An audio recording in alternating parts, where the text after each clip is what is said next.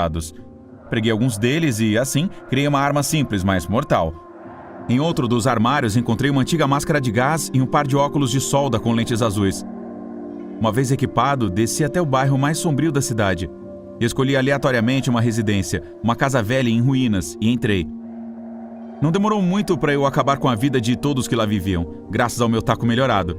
Mas reservei a última pessoa, um homem na casa dos 50 anos. O imobilizei e injetei o vírus que havia roubado. Esperei até que se espalhasse por todo o seu corpo. O homem quase não reclamava. Estava apavorado. Depois de um tempo, começou a gemer alto.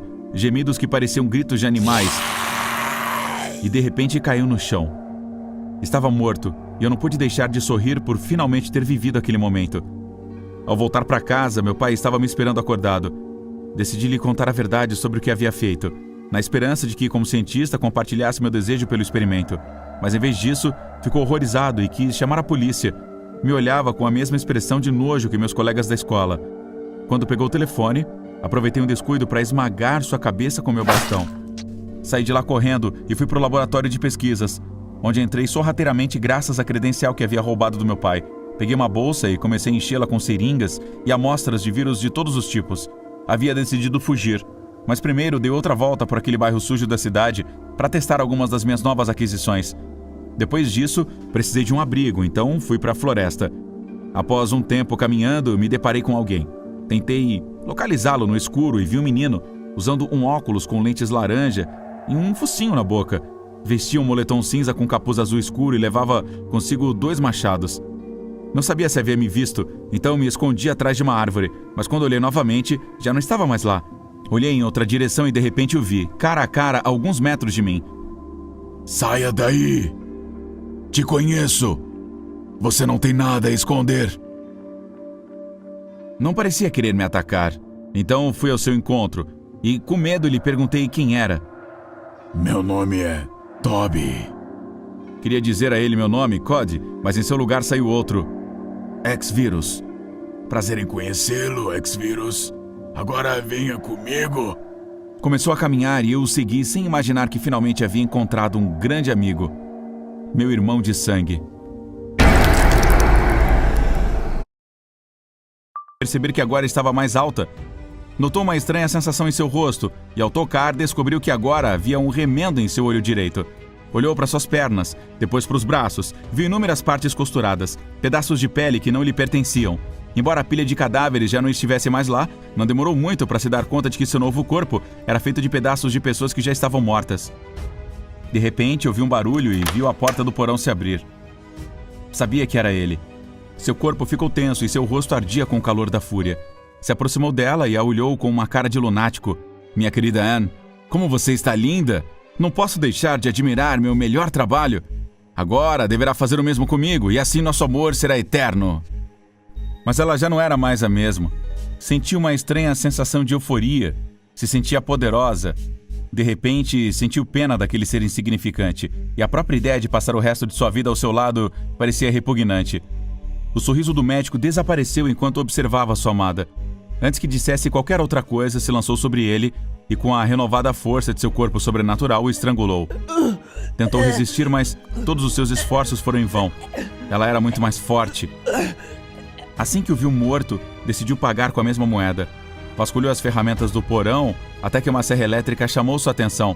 A ligou e usou para cortar o corpo do médico em pedaços, sorrindo a cada nova mutilação. Saiu do porão e se dirigiu para a cozinha. Olhou para o relógio e viu que faltava muito pouco para amanhecer. Tomou banho para limpar o sangue de seu corpo e depois vasculhou o armário do médico. Vestiu um uniforme preto, cobriu as cicatrizes nos braços com luvas compridas e colocou uma mecha de cabelo cobrindo o seu olho direito. Por fim, já estava pronta para começar um novo dia de trabalho.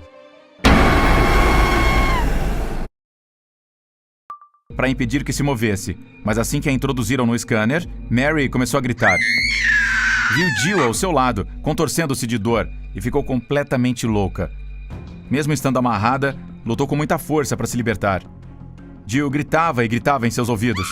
Era capaz de perceber seu sofrimento, e Mary sofria junto com ela. Para!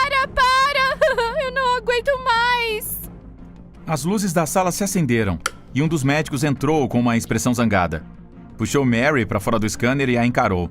reprovando sua atitude. Você deveria estar quieta. Mas o médico ficou pálido de repente.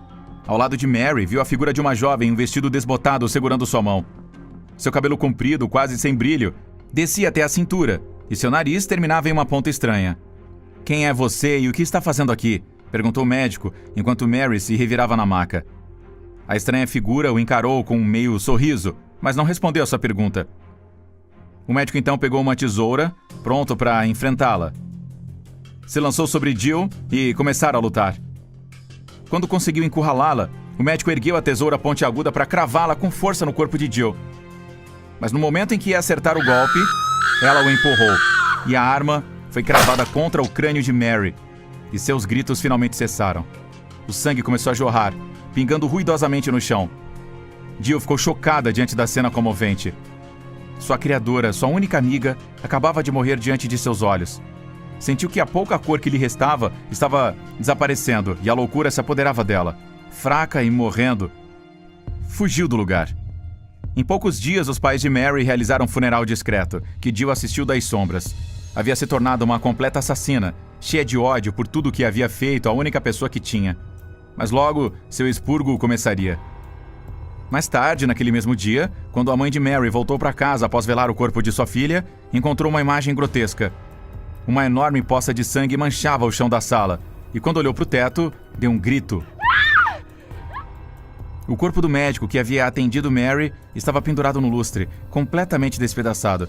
Seus olhos estavam pendurados fora das órbitas, estava sem todos os dentes e seu corpo estava completamente perfurado.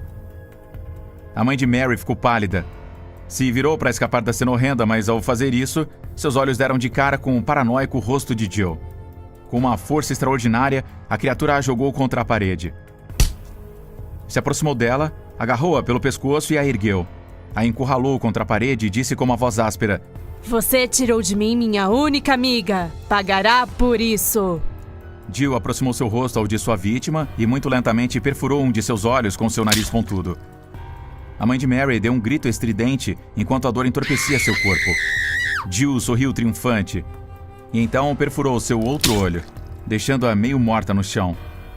Um barulho atrás dela a assustou. Era o pai de Mary, que havia acabado de entrar na sala. Se virou e se aproximou do homem, que permaneceu grudado na parede completamente paralisado. Nem mesmo resistiu. Então Jill, com um rápido movimento, perfurou seu estômago com seu afiado nariz, derramando seus intestinos no chão. Deu uma risada triunfante que ecoou por toda a casa. Sua vingança foi finalmente completa, mas antes de abandonar o local, se agachou onde o corpo agonizante do pai de sua criadora descansava. Colocou as mãos em seu estômago e, com sangue quente, escreveu em uma das paredes: "Jill esteve aqui." Sentiu uma enorme culpa. Todos que ele havia amado em sua vida, sua meia-irmã Sarah, seus pais biológicos, se foram. Ele os havia comido, como se quisesse levá-los dentro dele para sempre.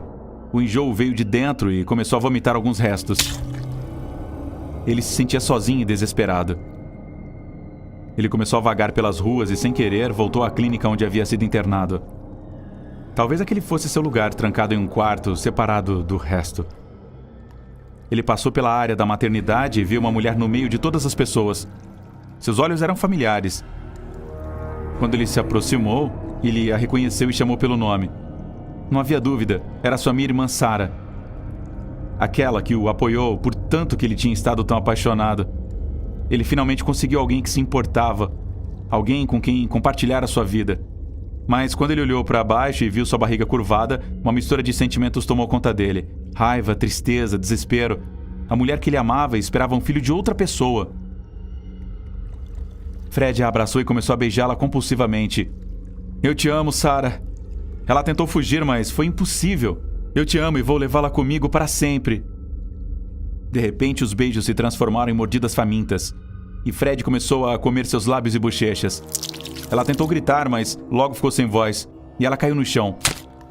As pessoas ao redor entraram em pânico, mas ninguém ousou se aproximar. Fred então continuou a devorar o corpo e os órgãos de Sarah. De repente, ele ouviu um bebê chorar e segurou o recém-nascido nos braços, ensopado de sangue.